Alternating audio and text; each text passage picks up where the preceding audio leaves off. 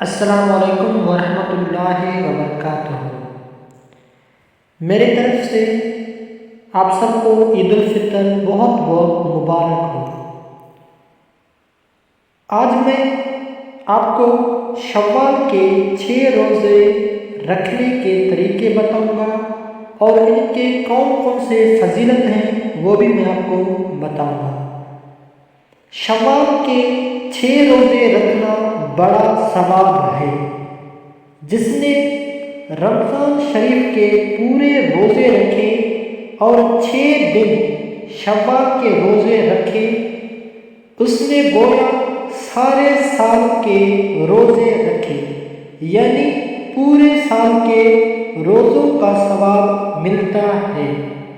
حضور اکرم صلی اللہ علیہ وسلم نے فرمایا، من صام رمضان ثم اتبعہ ستا من شوال کان کصیام الدہر۔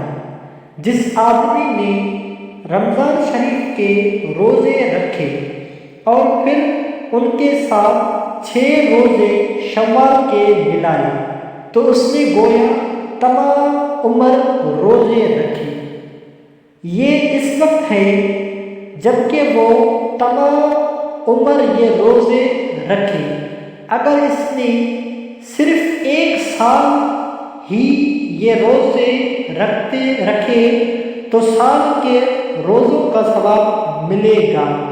پھر یہ روزے 6 اکٹھے رکھے یا الگ الگ ہر طرح جائز ہے، مگر بہتر یہ ہے کہ ان کو متحرک طور پر رکھا جائے۔ یہی حنفی مذہب ہے۔ اب آج عید الفطر کا یعنی پہلا شوال کا تاریخ ہے۔